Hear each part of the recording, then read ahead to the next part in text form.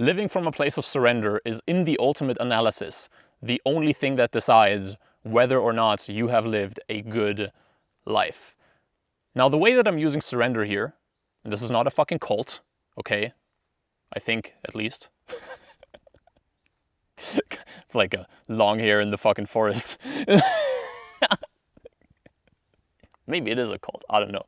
But the way that I'm using the term surrender is actually synonymous with fulfilling your true life purpose, fulfilling the mission that you came here on this earth to fulfill. Fulfilling your divine destiny. Now we're getting cultish, okay. But you don't have to actually resonate with the spiritual lingo, God forbid, like with any specific religious lingo, like I don't care what cult you belong to, or no cult, right? I don't give a fuck. This video is going to help you live a life that is truly your own, if you want to formulate it without any weird lingo, okay? But hilariously, and this is what almost nobody gets, if you want to, and this is the great paradox, and we're going to get into why that is. I'm going to back it up because it's going to sound a little bit crazy in the beginning, but if you want to live a life that is truly your own, you have to deny yourself, like Jesus would say, and again, I don't care what fucking cult you belong to, you have to actually get rid of what you think a good life is, of what you want, of how you want things to turn out, and instead make the decision to serve what is being brought in front of you, to serve the universe, if you will. There's a great Jungian writer, Jungian analyst called James Hollis. He has a talk called, I believe it's Creating a Life or Building a Life, which I really recommend. It's on YouTube. It goes into a similar topic from a Jungian perspective as we are going to be talking about in this video, but he calls it that, okay? The job of the ego, basically, of the self. And with psychology, spirituality, the difficult thing is the different languages, because in Jungian psychology, ego means something very different. And in psychology in general, clinical psychology, ego is actually something that you want to have. But in the spiritual lingo, ego is the false self that you want to get rid of. And that's how I mean when I say, what I mean when I say you have to deny yourself, you have to get rid of yourself, get rid of what you want. I'm talking about the ego in the spiritual sense, okay? And this doesn't mean that coming from this place, and I'm going to detail out what it actually implies, because there are several steps that you want to take, but this doesn't mean that you can't actually have a good life. This doesn't mean that there's going to be no joy and it's just you fucking suffering on some David Goggins shit, okay? Like, that's not really, well, that can be part of denying yourself. Actually, suffering can be a part of it and going into non-resistance to it, but it doesn't have to be your entire life. You can actually get what you want. You can have a beautiful existence, but you can't do it from the small self. You can't do it from the ego. You have to surrender to a higher purpose. Now, the first step, and this is kind of the first paradigm that I personally got exposed to and also fell into a lot of fucking pitfalls with, which honestly, most people who are in that paradigm are in the fucking pits, okay? Like, they're actually ruining their life. Not all, but a lot of them. That is the whole follow your bliss, follow your highest excitement doctrine. And I am the biggest fucking Joseph Campbell fan, who popularized, and in a way I believe also originated, the whole phrase of following your bliss. But there's a lot of fucking pitfalls. Joseph Campbell himself, you may have known him, or you may know him from the Hero Cycle, okay, and The Hero with 1,000 Faces, which is probably his most famous book. I would recommend as an introduction to him, actually, The Power of Myth, which is an interview series with Bill Moyers, where he goes into the whole follow your bliss thing. Now, where I totally fucking agree is that you have to, and by the way, Joseph Campbell later on, because people mistook it for hedonism, which is what most people are doing, that are thinking that they're following their highest excitement and fulfilling their life purpose that way, he actually called it following your blisters. You should follow your bliss, but you should also follow your blisters, which means effort is going to be involved. There is going to be a certain sense of self-denial there, but either way, in a way, the first thing that you can do in order to surrender is connect with what truly excites you. Now, on that way of following that, whatever it may be for you, whether it's painting or having a fucking bakery shop, I don't care what it is, you will also be confronted with certain dragons, with things that hold you back. And the mistake that a lot of people make is they think there is something wrong when that happens on your journey, okay? You're going for something that you truly want to do, you're initiating something in a direction where you truly want to go, where you feel fucking inspired and excited to go, and then something bad happens. Then people around you freak out, telling you that you shouldn't do it, projecting their fears onto you. You yourself may have crazy fears coming up. And what people can easily fall into is, well, it's not my highest excitement anymore. There is some resistance. Oh no, this is stressful. It's stressful. It's not my highest excitement. You know what's my highest excitement? Eating ice cream and wanking in my basement. Yes, that's also my highest excitement. You know, what a great purpose. Eating ice cream and wanking in your basement. So I'm using that example just to kind of cartoonishly illustrate how you can misinterpret that. But in a way, also one of the first steps, or one of the steps to surrender, is connecting with what truly fucking excites you from your core. Now, this is the other key that people miss. Again, going back to the small self ego, not from the Jungian perspective, not from the clinical psychology perspective. You want to have an ego. People with NPD or cluster B personality disorders, they don't have an ego. And anyway, that's a topic I'm not an expert in. Look up Sam Vaknin if you're into that. But from the spiritual perspective, okay, getting rid of the small self and its desires, because you right now aren't even there, in a way, okay? And what I mean by that is that most people who haven't actually connected to their presence, like people like Eckhart Tolle in a modern sense we'll talk about, and the modern times we'll talk about, there have been, people since the beginning of time talking about that, the Tao Te Ching, Eastern philosophy, Jesus actually as well, if you read the Gospels correctly.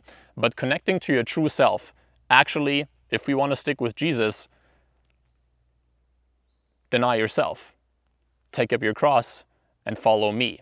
Now, this doesn't mean that you have to follow the fucking cult of a lot of modern Christianity, which is frankly weird as fuck. But what that was, my interpretation of that, is the spiritual energy, God, if you will, speaking directly through a person and telling you to get rid of your own little fears, your own little personal desires, and instead connecting to that higher self.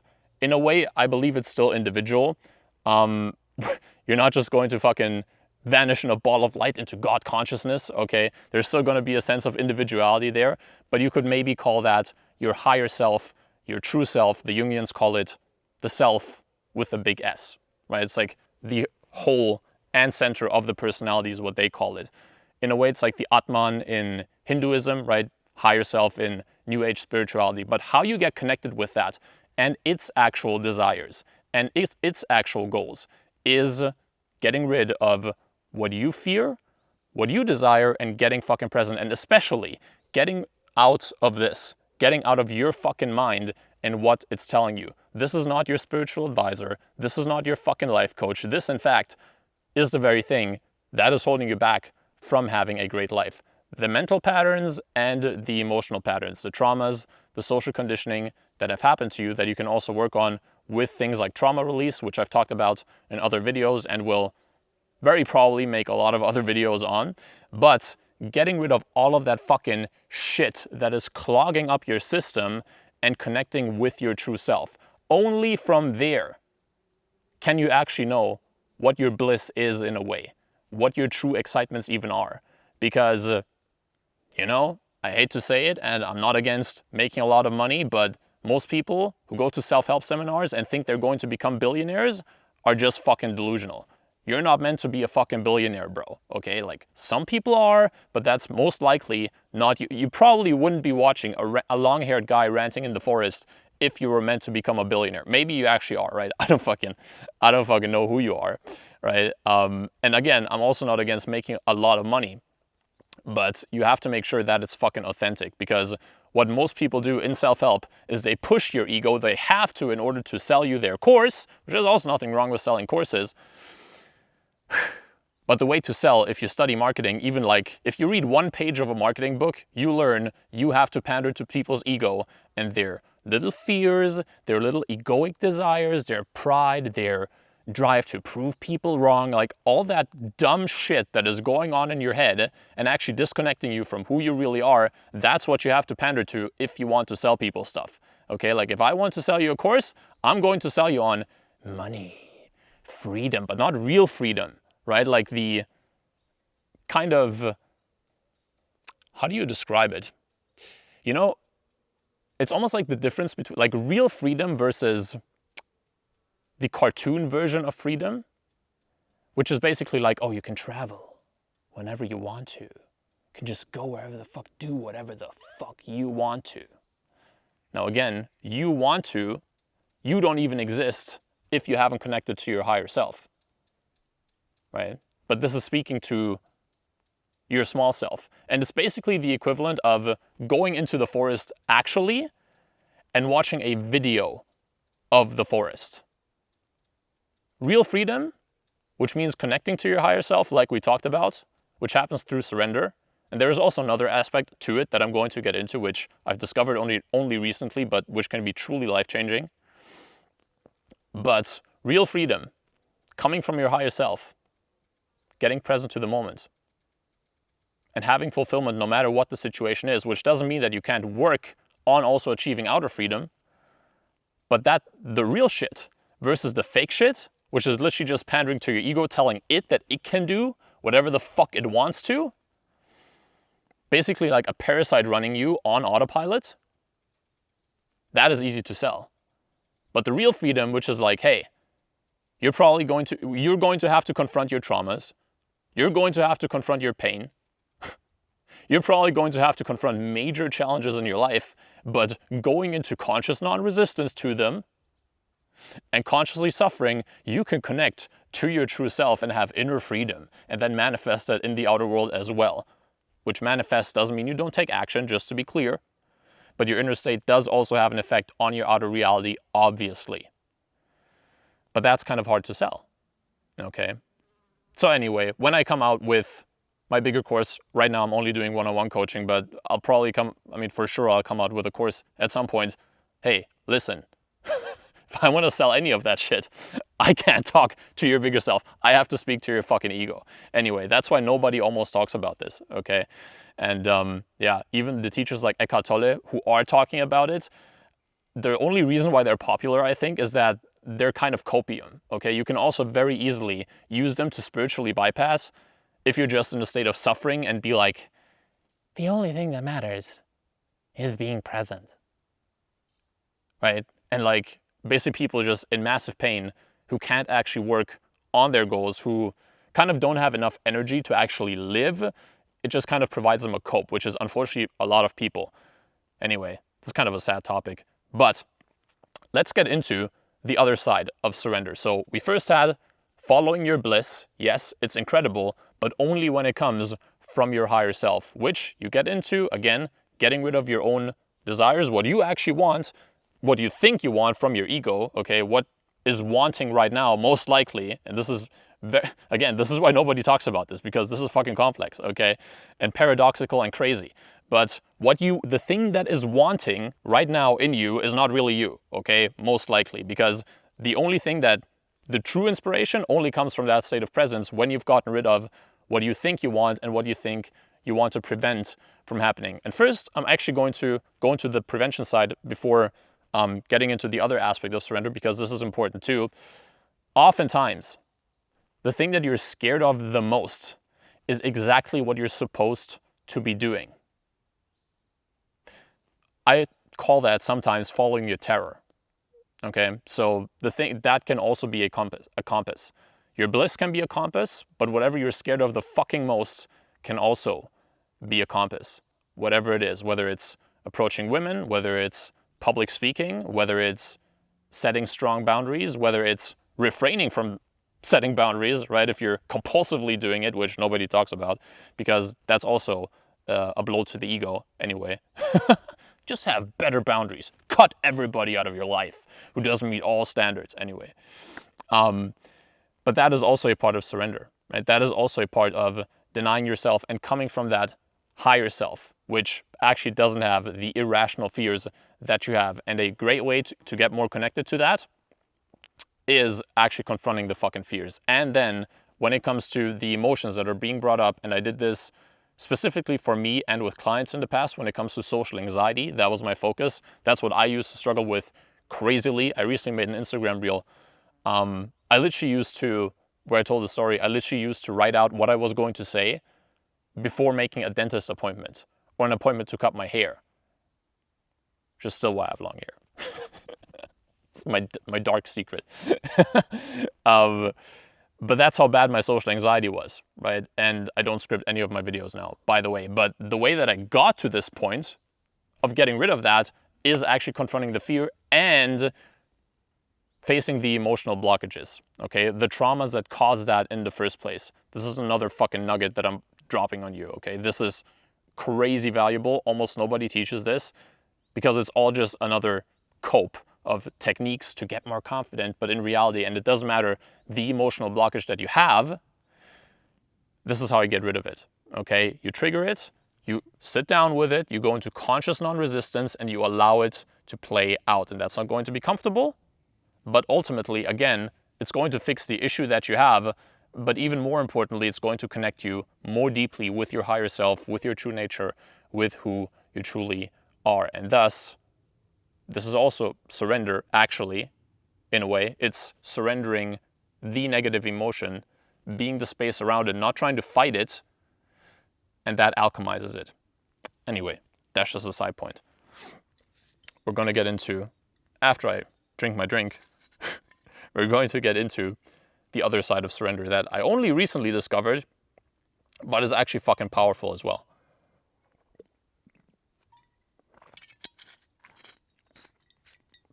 So, the book recommendation, in a way there is actually two, which I kind of read in parallel. The first one is more a newer book, the other is a ancient spiritual text. The first one, which gives you the other aspect of surrender, is The Surrender Experiment by Michael Singer. And before reading that, my only view of things was the one that I told you before, okay? It's basically following your bliss, but from a place of surrender first, surrendering your personal desires and resistances. Now, what he describes in that book, which I recommend anyone to read, is not even focusing on what was very blissful to him, but instead just looking at what life is bringing to him, what life is asking him to do in the moment. And even if it went completely against what he wanted from his life, just fucking going with it. And the way that it unfolds, again, you should read the book. It's really fucking beautiful.